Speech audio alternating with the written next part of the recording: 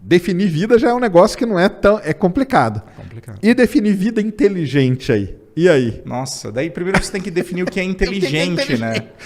Será que nós somos? O pessoal até brinca, né? Será que nós tem vida inteligente na Terra, né? Então, é difícil, né? Existem várias... Daí eu não sou especialista na área, eu vou arriscar um pouquinho.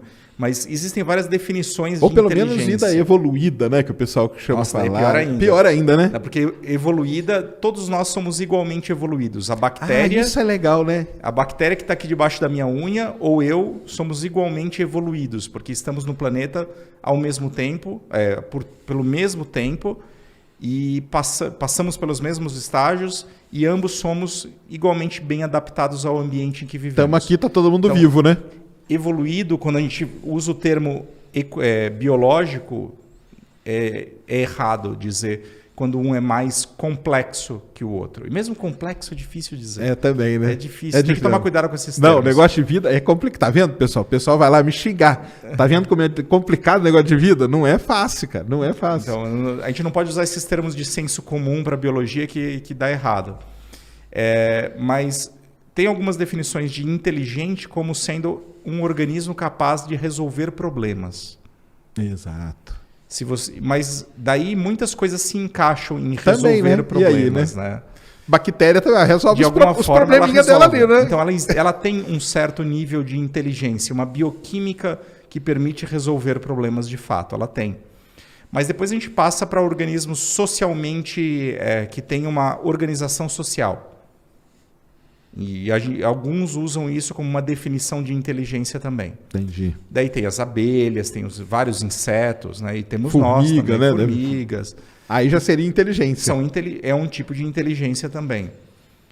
Tem os organismos que têm algum tipo de comunicação, e existem vários níveis de comunicação, das mais básicas, que são as comunicações químicas.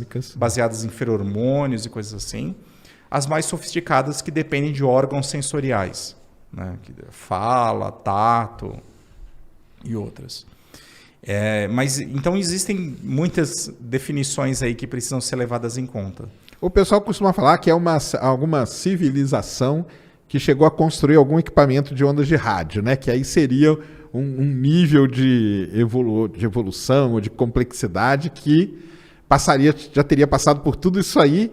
Por isso que quando o pessoal procura por vida, procuram por sinais, vida inteligente, igual, como a gente fala, né? Procuram por sinais de onda de rádio, né? Porque seria ali o nível que eles, né, adotaram, né? É uma escolha arbitrária, né? Arbitrária, mas, acima totalmente, de tudo, é uma escolha baseada pragmática naquilo que a gente consegue detectar. Exato. Porque ondas de rádio são fáceis de serem detectadas. Basta que a gente ponha uma antena e a gente vai procurar por sinais disso. É diferente de eu procurar por sinais de organização de formigas extraterrestres. Exato. Como que vai fazer, né? Para detectar a química dela ali, né? É bem mais complicado. Então, ondas de rádio é mais fácil. Por isso, de novo, é uma escolha arbitrária. Sempre que tudo que a gente está falando aqui são definições arbitrárias. E quando a gente fala de definições, a gente tem que tomar cuidado. Todas as definições têm limitações.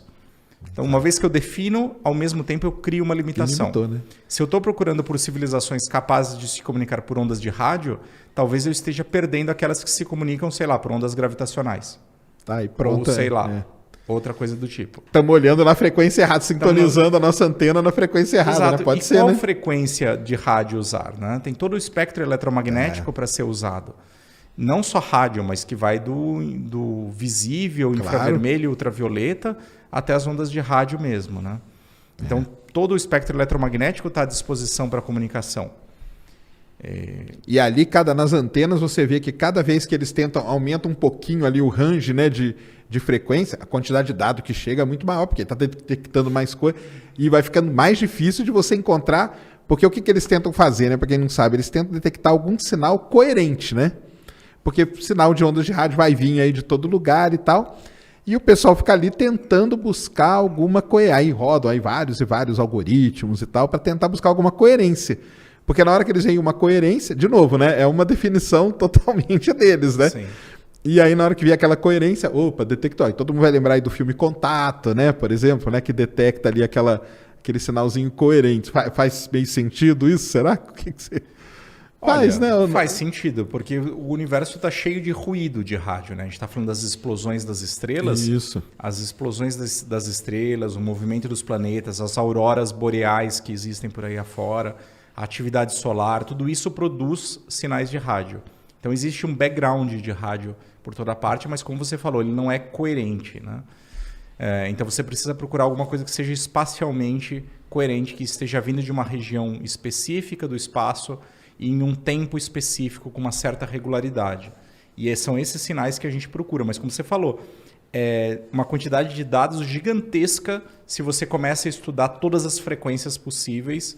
Exato. E, na verdade, esse é um dos inícios da computação de nuvem, né? Do cloud computing. Isso. Quando Harvard fez o Set at Home, o programinha que de computação distribuída, que todo mundo instalava em casa. Eu tinha lá em casa. Todo né? mundo, eu tinha também. E a gente recebia um pedacinho do pacotinho de dados para analisar e procurar por esses sinais coerentes e depois ele devolvia. Isso é a base da computação de nuvem que a gente tem hoje. Foi inventada graças à procura de vida extraterrestre. Exato. Por isso que eu falo, procurar é problema, pessoal? Não, não é. Procurem, porque desenvolve várias outras coisas, né? Sim. E aí a gente chega na grande pergunta, beleza, então esse negócio, se é evoluída, se é inteligente, é complicado. A gente adota o que a gente conhece, que a gente só conhece a gente, né? Sim. Só conhece a gente. E aí entra daquele negócio assim, né? Será que a gente está aqui por um acaso? Que o pessoal fala, né? Será que a vida, essa vida aqui que a gente conhece, inteligente, evoluída, desse âmbito mais, nesse negócio mais amplo, né? Será que é um acaso? O que você acha? Ou será que ela pode ter se repetido as condições aí em vários locais do universo? Depende do que você entende por acaso. Ela surgiu graças... Bom, enquanto a gente não encontrar outros lugares onde tem a vida, é difícil a gente dizer. É difícil a gente falar. É tudo achismo demais. Então a gente tem que tomar cuidado e eu acho que o que eu estou falando é só uma opinião, mas a gente precisa encontrar outras versões de vida para poder dizer isso com certeza. Mas o que eu acho uma vez que a gente atinge as condições necessárias e suficientes para que a vida aconteça, ela vai acontecer. Eu imagino que ela seja um fenômeno tão natural no universo quanto a formação das estrelas ou a formação dos planetas. Basta que a gente tenha essas condições, ela vai acontecer. Por isso, eu sou favorável a gente continuar procurando por vida nos exoplanetas, continuar procurando por vida no sistema solar, e eu acho que a gente vai encontrar e deve encontrar na próxima década, assim, algum tipo de sinal de vida. Acredito que vida bacteriana ou vida microscópica desse tipo. Que é a vida mais comum que a gente imagina encontrar, que a gente imagina existir no universo. Mas eu acho que ela é realmente um fenômeno natural, comum no universo, mas que depende de vários fatores estarem na condição ideal. Aí que eu ia chegar... Isso não é óbvio que acontece em qualquer lugar. Exatamente. Porque o que eu falo pro pessoal, por exemplo, o pessoal vai lá e fala assim, eu não acredito, cara, que tem outra vida igual a nossa aí pelo universo, entendeu? Eu falo, numa boa. Como assim? Que você não acredita? Aí eu falo, não, cara, não... Porque eu falo o seguinte, será que a gente, até aproveitar para te dar essa dúvida aí, será que a gente conhece todas as variáveis que tiveram que estar ali, e elas têm que estar todas equilibradas, né? Sim. Porque se tiver, eu brinco, pessoal, se tivesse 2% a mais de oxigênio na nossa atmosfera, ou 2% a mais de nitrogênio, talvez não seria a gente, né? Talvez poderia ser um outro ser, né? Mas será que hoje a gente tem ideia de quais seriam todas as variáveis para a vida humana, para a nossa aqui, que teve que acontecer para a gente estar aqui? Nossa, é pior ainda. É pior, a gente não conhece nem todas as variáveis para as bactérias. Para as bactérias, é isso que eu... Então, é isso mesmo. Assim, a gente não sabe a gente conhece alguma coisa dos cenários de origem da vida. Existem vários modelos e teorias que dizem sobre esses cenários.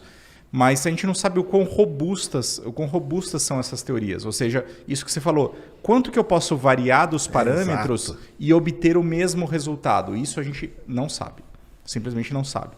Agora você fez uma pergunta ainda mais complicada. Uma vez que surge a vida e eu começo a rodar a história da vida, será que eu consigo dizer quais são os fatores necessários que precisam acontecer para que as ramificações se deem de forma tal a gerar um humanoide lá no final? Impossível dizer. Impossível. O que a gente entende de evolução é que não é possível predizer os caminhos da evolução. Aí, ó. Não, simplesmente não é possível. A gente não conseguiria... Se a gente voltasse no tempo e passasse de novo a história, provavelmente o caminho seria outro. Caminho. Ai. Mesmo que as condições fossem iguais. Porque simplesmente existe um fator de aleatoriedade. Exato. Pode ser, se a gente tem que lembrar que, por exemplo, grande parte dos dinossauros foi extinta lá no KPG, né? Isso. Com a queda do asteroide. Chicxulub lá na Chicxulub, lá no Golfo do México. Grande parte foi extinta, não toda, mas grande parte. E aquilo abriu nicho para os mamíferos proliferarem. Se não tivesse acontecido, talvez o nosso planeta ainda fosse o planeta dos dinossauros e acabou. E nada de humanos. Se o asteroide tivesse errado, né? Errado um pouquinho, fosse um pouquinho menor, tivesse caído em outro lugar, talvez nada disso tivesse acontecido. Então é totalmente sorte. É uma queda, que eu brinco, eu falo que é uma capa. Porque se você pegar o asteroide lá e volta na origem dele, ele está lá no cinturão de asteroide. Sim. Teve alguma coisa que aconteceu, alguma instabilidade que mandou ele para cá. Exato. Se fosse uma coisa menor ou uma coisa maior, ou ele podia ter passado direto, ou ele podia nem ter chegado aqui. Ou extinto a vida do planeta inteira. Inteira, né? Porque ali no KPG foi 75%, né? Sim. Poderia ter sido mais, né? Ou poderia ter sido menos e sobrado aí uns dinossauros maiores, né? Sim. Então é um negócio... É imprevisível. Essa é a lição que a gente tem que tomar de casa. E por isso que é muito difícil a gente dizer que vai existir um humanoide. Como você falou, eu também não acredito que existam humanoides. Eu adoraria, eu sou Star Trekker, né? Uhum. Adoraria explorar outras civilizações, mas eu acho que se a gente um dia for explorar o universo, a gente vai encontrar coisas muito mais estranhas do que homenzinhos verdes ou coisas parecidas. Acho que a gente vai encontrar vida muito mais interessante de ser estudada. Então, é isso que é legal, né? Seria mais interessante encontrar um negócio diferente, né? Eu acho, pelo menos. Encontrar um parecido com a gente, sei lá, né? Exato. Seria mais legal mesmo.